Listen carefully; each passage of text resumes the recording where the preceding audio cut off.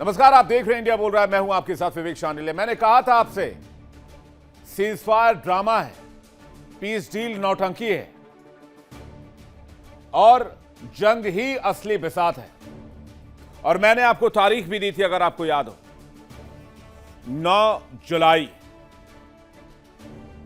और 9 जुलाई में बहुत ज्यादा वक्त नहीं रह गया, चंद घंटों चंद मिनटों का फासला है और बहुत बड़ी लड़ाई शुरू हो चुकी है, जैसा कि मैंने आपको खबर दी थी। ईरान अमेरिका के बीच अंतिम परिणाम के लिए महासंग्राम छिड़ चुका है। ट्रंप ने कल रात भी बमबारी की और आज रात ऐतिहासिक बमबारी की धमकी दे दी है। इस बार जंग में नेटो की एंट्री भी हो रही है। नेटो सचिव मार्क रूटे ने कहा है, 5000 जहाज हमने ईरान के लिए भेज दिए। हमने अमेरिका को मदद दी है 5000 जहाजों से, जिन्होंने उड़ान भर ली है। उधर अमेरिका के सरप्राइज अटैक के जवाब में ईरान की बैलिस्टिक मिसाइलों ने खाड़ी देशों को दहला दिया है। होर्मुज फिर से बंद है। दुनिया भर की इकोनॉमी में हाहाकार मच चुका है। और यह बात मैं आपसे लगातार कहता रहा हूं कि जो हुआ वो ट्रेलर है, असली पिक्चर अभी बाकी और खबरों पर मुहर लग रही है। और अब तो नेटो देशों की एंट्री होती जा रही है। क्या मिडिल ईस्ट हमेशा के लिए खाक हो जाएगा? या तो ईरान सुल्तान बनेगा या फिर तेहरान को मिट्टी में मिला दिया जाएगा। तो क्या ईरान का वजूद नहीं बचेगा या फिर ईरान ही खाड़ी का असली किंग होगा? आज इसी मुद्दे पर सबसे बड़ी चर्चा। मिडिल ईस्ट में कयामत की रात की शुरुआत हो चुकी है। मैंने आपको कहा था यह लड़ाई जरूर शुरू होगी, दोबारा शुरू होगी और पहले से ज्यादा प्रचंड होगी। कहते हैं हाथ कंगन को आरसी क्या और पढ़े लिखे को फारसी क्या। अमेरिकी राष्ट्रपति डोनाल्ड ट्रंप ने ईरान के साथ युद्ध विराम को मटियामेट कर दिया और ट्रंप ने ऐलान कर दिया, बातचीत नहीं, अंतिम परिणाम का वक्त आ चुका है।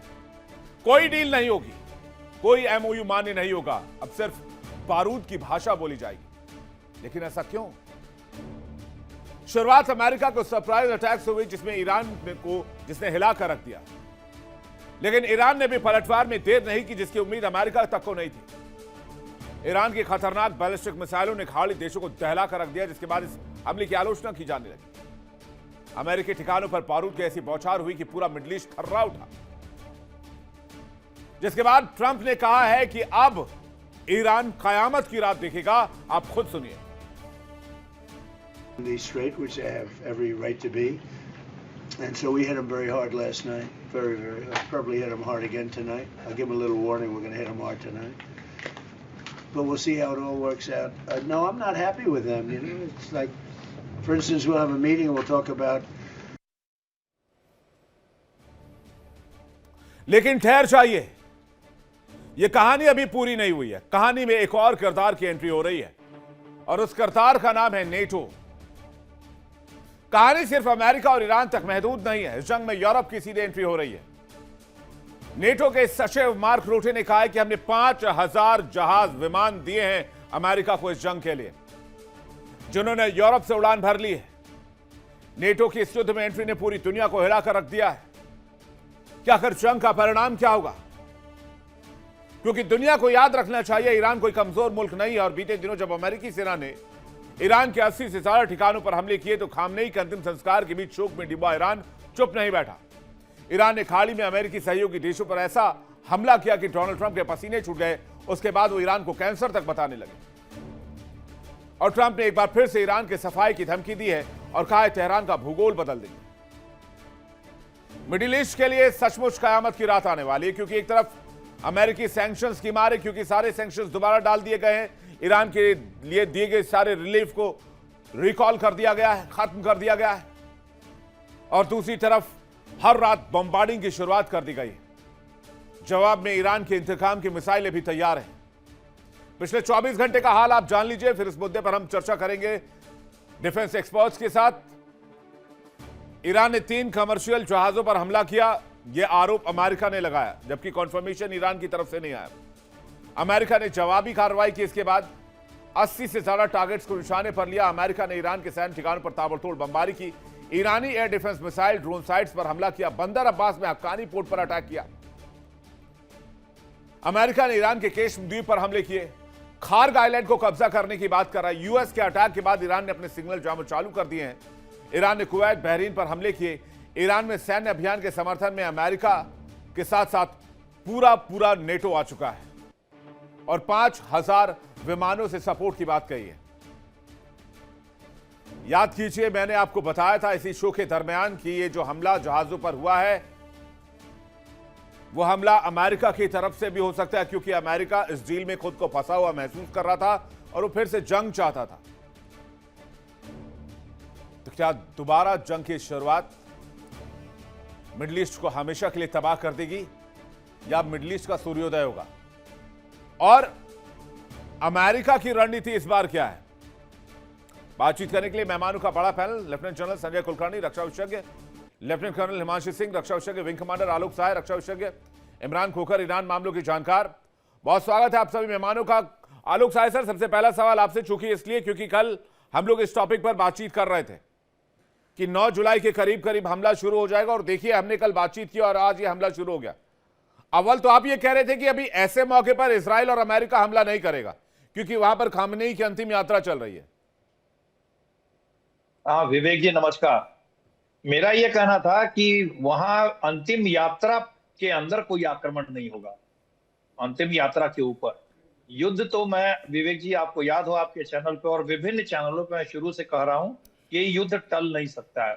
जिस तरह की ये सैन्य शासन है, वहां जिस तरह का रिजिम है ईरान में, और फॉल्ट लाइंस अमेरिका के पास भी है, काफी दोनों तरफ फॉल्ट लाइंस है, और वे फॉल्ट लाइंस इतने डीप हैं कि ये युद्ध टाला नहीं जा सकता है। मैं शुरू से कह रहा हूं ये मेमोरेंडम ऑफ अंडरस्टैंडिंग जो है ये सिर्फ टाइम बाइंग एक टैक्टिक्स थी ट्रंप की। ये मैं बोल रहा था शुरू से ही, क्योंकि उनके पास air defence equipment, air defence missiles, air defence और भी उनके वेपन्स जो नए नए उन्होंने बनाए हैं वो अभी डिप्लॉयड नहीं हुए थे। अभी भी डिप्लॉयमेंट जस्ट कंप्लीट हो रही है, अभी भी पूरे तरह से हुए नहीं है।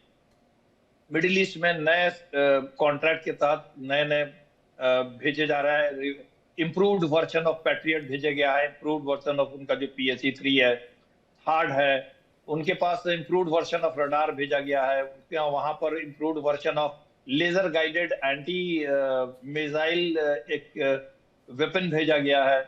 तो ये सब चीजें भेजी गई हैं, लेकिन अभी भी मैं ये मानता हूं विवेक जी कि अमेरिका फुल स्केल एस्केलेशन के लिए अभी भी तैयार है कि नहीं, मुझे इसमें भी शक है। क्योंकि आप देखिए ज्यादातर आक्रमण जो हुए थे, वो जो 80 क्षेत्रों में आक्रमण हुआ है उसमें ज्यादातर तटीय क्षेत्र थे। लेकिन ये युद्ध तो होना है और इसको कोई टाल नहीं सकता, क्योंकि दोनों का जिस तरह का अड़ियल रवैया है, और मेरे हिसाब से ईरान गलती कर रहा है क्योंकि उसको बहुत ही बढ़िया एडवांटेज मिला था इस MOU के द्वारा, एक्सेप्ट जो स्ट्रेट ऑफ हॉर्मुज है वहां पर थोड़ा पेच फंसा हुआ था। बाकी सब जगह ईरान को काफी अच्छी डील मिल रही थी MOU के द्वारा। तो मेरे हिसाब से ये मेरी अपनी राय है कि चूंकि देखिए उसने एनरिच यूरेनियम भी उसको जबरदस्ती सौंपना नहीं पड़ा किसी को, उस पर भी बात ये होगी कि ठीक है इस पर बाद में बातचीत किया जाएगा। उसको पूरे उसके सीज फंड रिलीज हो रहे थे, उसको तेल का व्यापार करने के लिए छूट दे दी गई थी दुनिया में, उसको उसके जो इकोनॉमिक सैंक्शन है वो हटा दिया जा रहा था, बहुत सारे बेनिफिट थे। प्लस उसके रिकंस्ट्रक्शन के लिए $300 बिलियन की बात हो रही थी कि विभिन्न देशों से जुगाड़ करके वहां लगाया जाएगा। तो ईरान को हर एक्सेप्ट स्ट्रेट ऑफ हॉर्मुज, जो ईरान अड़ गया कि नहीं हम इसको अपने अंदर रखेंगे ही, ये एक बहुत ही अच्छा डील था ईरान के लिए। और ये मेरे ख्याल से बेवजह अगर स्ट्रेट ऑफ हॉर्मुज पे आक्रमण करके टैंकर्स पे ईरान जो है वो आत्मघाती कदम उठा रहा है, मुझे ऐसा लग रहा है। क्योंकि देखिए एक चीज और बताना चाहूंगा आपको, स्ट्रेट ऑफ हॉर्मुज की जो सबसे जो नैरो पैसेज है उसकी करीब 23 से 24 माइल की चौड़ाई है। एज पर इंटरनेशनल लॉ भी अगर हम बात करें तो आधा यानी 12 मील के आसपास का क्षेत्र बनता है ईरान का, 12 मील बनता है ओमान का। ओमान को ईरान ने कोशिश किया अपने साथ लाने के लिए, जब वो नहीं ला पाया, अगर ओमान के साथ सेंटकॉम US की नेवी काम कर रही है या ब्रिटेन और फ्रांस की भी नेवी काम कर रही थी, उन्होंने बोला था कि वो वहां जाना चाहते हैं माइंस हटाने के लिए और उस पैसेज को क्लियर करना चाहते हैं। तो ओमान के तटीय क्षेत्र पर कोई भी जहाज आ जा रहा है तो उस पर ईरान का आक्रमण का कोई औचित्य नहीं नहीं सर, ये बनता भी है। सवाल ये भी है सवाल ये भी है, क्या 2 जहाजों पर हमला ईरान ने किया? ईरान जब शोक मना रहा है, कह रहे कि भाई आप इस इलाके से मत निकले, इमरान खोकर हमारे साथ है। क्या इमरान खोकर जी, क्या ईरान ने एक अपॉर्चुनिटी लूज कर दी? या फिर अगर अपॉर्चुनिटी लूज नहीं की है तो क्या वो हमला जो है 2 जहाजों पर ईरान ने किया? अगर नहीं किया तो क्या अमेरिका ने हमला करके इस जंग की शुरुआत की? और क्या ईरान ऐसे समय में हमला कर सकता है जब वो अपने सबसे लोकप्रिय लीडर को अंतिम विदाई दे रहा हो और पूरा ईरान उसमें शोक मना रहा हो, इंक्लूडिंग 80-90s कंट्रीज? देखिए विवेक भाई, सबसे पहले तो तमाम मेरे एलिट पैनलिस्ट को आदाब बढ़ते और जय हिंद। आपके सवाल में ही सर आपने जवाब दे दिया। मुझे क्या बताने की जरूरत है सर, पूरी दुनिया जानती है कि ईरान के अंदर उनके सुप्रीम लीडर का जो फ्यूनरल का प्रोग्राम चल रहा है, मिलियंस ऑफ पीपल वहां पर है, पूरी दुनिया के लोग वहां मौजूद है। क्या ईरान के अंदर क्या इतना भी दिमाग नहीं है कि वो अपना ध्यान पूरा उस फ्यूनरल में लगाएगा कि वहां पर 2 जहाजों को रोकने नहीं, और के लिए दुनिया जाएगा? भर के डेलीगेशन है तो क्या वो खतरा मोल लेगा कि भाई अपना सिर तो फंसाए दुनिया भर के लीडर्स का सिर फंसा दे इसमें?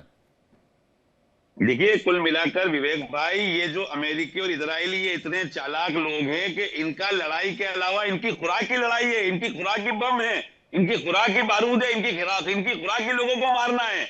इनके अलावा अगर ये वॉर मॉन्गरर हैं, ये अगर लड़ाइयां नहीं करेंगे तो इनके वॉर, जिनकी जो हथियार की लॉबी है वो कहां जाएगी? इनके पीछे जो वर्ल्ड इकोनॉमी को कहीं ना कहीं इफेक्ट करने वाले लोग कहां जाएंगे?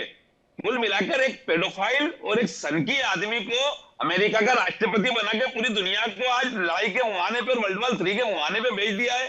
भाई अगर ईरान को लड़ना होता तो वो खामनेई साहब के फ्यूनरल के बाद लड़ता।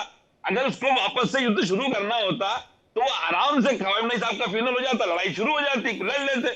कौन बेवकूफ है कि अपने घर में इतने सारे मेहमान आए हुए हैं, इतने सारे लोग हैं, इतना बड़ा प्रोसेशन है, इतना बड़ा प्रोग्राम है, वो लड़ाई करने जाएगा? कुल मिलाकर ये सब CIA की और मोसाद की चाल है कि किस तरीके से ऐसे क्रिटिकल माहौल के अंदर ईरान को फिर से घसीटा जाए। और क्या सबूत है इस बात का कि उन 2 ऑयल टैंकर के ऊपर ईरान ने हमला किया? अपनी मर्जी से आप बात कर लेंगे, अपने खुद के ऊपर हमला करके दूसरों के पड़ोसी के ऊपर आप इल्जाम लगा देंगे कि मुझे पड़ोसी ने मारा, जबकि आपने खुद ने अपने ऊपर हमला कर लिया हो। पूरी की पूरी बात जो हम पिछले 3-4 महीने से समझ रहे थे, ये मोसाद और CIA की स्क्रिप्ट है, ये कह रहे हैं आप, ठीक है। संजय कुलकर्णी सर, क्या यह मुमकिन है कि अपने घर में मेहमानों को बुलाकर और फिर वो देश लफड़ा मोल ले? और जब पता है कि अगर हमने हमला किया ऑयल टैंकर पर तो जवाब आएगा अमेरिका की तरफ से, अमेरिका चुप नहीं बैठेगा। विवेक जय हिंद, मेरे को जय हिंद सर। को जय हिंद। इमरान साहब जो कह रहे हैं उसमें कुछ तो तथ्य है, क्योंकि मेरी सहानुभूति ईरान के साथ थी और आज भी है। क्योंकि जिस प्रकार से ईरान ने अपने आप को मजबूत बनाया और जिस प्रकार से ईरान ने साबित किया कि वाकई वो कितना भी मुल्क स्ट्रॉन्ग क्यों ना हो, वो कम से कम अपने पांव पर खड़ा है और पूरा ईरान अपने झंडे के नीचे खड़ा है। लेकिन इतना कहने के बाद मैं एक बात कहूंगा कि ईरान के बीच मुझे लगता है कहीं ना कहीं IRGC और जो बाकी है उसके बीच में कुछ ना कुछ चल रहा है। यही कारण हो सकता है, नहीं तो ईरान इस तरह के कदम स्ट्रेट ऑफ हॉर्मुज में नहीं उठा सकता। 3 ऑयल टैंकर्स को मारना इस वक्त जब कि करबला में आज खमेनी साहब का फ्यूनरल का जो प्रोसेशन है करबला में है और कल अंतिम दिन है। ऐसे इसमें अगर ईरान ने इस तरह की गलती की है, क्योंकि इतना सब कुछ होने के बाद, जैसे बिल्कुल ठीक कह रहे थे साथ MOU और जो कुछ भी हुआ है, 5 उंगलियां ईरान की घी में थी। सब कोई कह रहा था कि अमेरिका ने सरेंडर किया क्योंकि ईरान ने अपने आप को साबित किया कि ईरान कमजोर नहीं है, ईरान जो चाहता है। और स्ट्रेट ऑफ हॉर्मुज को वेपनाइज करने में भी ईरान काफी हद तक सक्सेसफुल रहा। इतना सब कुछ होने के बाद जिस प्रकार से ईरान ने ये गलती की, इसमें कोई शक नहीं, ये गलती हुई। क्योंकि ये जो 3 जहाज है जिसमें इससे पहले भारत का जहाज को जिस प्रकार से ओमानी इसके तट से वापस भेजा गया और उसके बाद इन 3 जहाजों को मारा गया और ध्वस्त किया गया, ये साफ दर्शाता है ये कहीं ना कहीं IRGC, क्योंकि वाहिदी जो IRGC के कमांडर हैं वो पहले भी डिफेंस मिनिस्टर रह चुके हैं, पहले भी वो इंटरनल सिक्योरिटी मिनिस्टर रह चुके हैं। उन्हें सब कुछ कूटनीति के बारे में, पॉलिटिक्स के बारे में और IRGC के कमांडर होने के नाते, क्योंकि सुलेमानी के बाद जिस प्रकार से इन्होंने पूरा का पूरा कमान संभाला है, ये साफ दर्शाता है कि कहीं ईरान ने इस बार गलती की है और शायद ईरान को इस गलती को अब वाकई कोई शक नहीं कि नेटो की धरती के ऊपर अगर ट्रंप इस तरह का बयान कर रहे हैं, चाहे वो कितने ही सनकी क्यों ना हो, कितने ही किसी प्रकार से बयानबाजी क्यों ना करते हो। नहीं सर, ये भी तो लापरवाही है कि जब ईरान में इतने डेलीगेशन आए हुए हैं, ऐसे समय में हमला करना क्या जरूरी है? आप 2 दिन रुक जाते। 9 तारीख को फाइनल कार्यक्रम है, किसी को कुछ हो गया, किसकी जिम्मेदारी कौन लेगा? क्या अमेरिका लेगा? मैं एक सेकंड दीजिएगा, आलोक सर कुछ कहना चाह रहे, फिर हिमांशी जी आपके पास। आलोक जी, छोटी सी बात बोलना चाहता हूँ विवेक जी, इसमें कोई शक नहीं है, इंटरनेशनल ऑब्जर्वर्स हैं वहां पे सैटेलाइट ऑब्जर्वेशंस हैं, आक्रमण कहां से आया है आप रिपोर्ट्स पढ़िए, काफी साफ है कि आक्रमण जो है ईरान की तरफ से हुआ है। और तो और भारतीय जहाज को थ्रेटन किया गया है कि आप वहां से नहीं जाएंगे ओमान की तरफ से, और भारतीय जहाज वहां से लौट गया। तो अब इसमें शक की कोई गुंजाइश नहीं कि कौन आक्रमण कर रहा है। ये तो तब की बात है जब अमेरिका ने ईरान पर हमला कर दिया। उसके पहले की बात जो लाल सागर में हुआ वो हूती विद्रोहियों ने किया। जो 2 बोट्स पर हमला हुआ है ओमान तट की बात, हाँ, ओमान तट पे जो 2 जहाजों पर हमला हुआ वो मिसाइल किधर से आए क्लियर नहीं हो पाया अभी। नहीं विवेक जी, एक भारतीय जहाज ओमान के सी से 12 मील के अंदर में आ रहा था, वो आज की खबर है सर। जब अटैक हो गया तो IRGC ने होर्मुज बंद कर दिया। हिमांशी जी क्या कह रहे हैं इसमें? हिमांशी जी नमस्कार, जय हिंद। देखिए 4 तारीख को अमेरिका ने अपना फ्रीडम डे मनाया था और उस दिन डोनाल्ड ट्रंप ने इस पूरा जो घटनाक्रम है उसको अमेरिका की जीत के तौर पे पेश किया था। दूसरी चीज, उनको एक अनप्रेसिडेंटेड हुजूम देखने को मिला है जहां की 1 करोड़ से ज्यादा लोग खामनेई साहब के जनाजे में शामिल हुए हैं, 70 देश, और जिसमें कि सऊदी अरेबिया यानी कि जो इनवाइटेड गेस्ट थे, अनइनवाइटेड गेस्ट थे, वैसे भी पहुंचे हैं। तो ये ईरान के लिए बहुत बड़ी डिप्लोमेटिक जीत थी। अब इसमें एक और चीज है, देखिए जो एक अस्थाई समुद्री मार्ग बनाया गया था, जो IMO और ओमान की खाड़ी में फंसे हुए जहाजों को निकालने के लिए जो बनाया गया था, उसको मानने से ईरान ने साफ इनकार कर दिया था। और जब जहाज वहां से निकले हैं तब उन पे हमला हुआ है। Possibly it is a false flag operation, possibly it is done by IRGC, we don't know. लेकिन जो ये मेमोरेंडम ऑफ अंडरस्टैंडिंग जो साइन हुआ था, इसको साइन करवाने वाला कौन था? देखिए इंडिया डेली 24/7 अब आपकी स्मार्ट टीवी पर। इंडिया डेली मौजूद है सभी डिजिटल प्लेटफॉर्म पर लाइव और लगातार। इंडिया डेली 24/7 हर दिन राष्ट्र को समर्पित।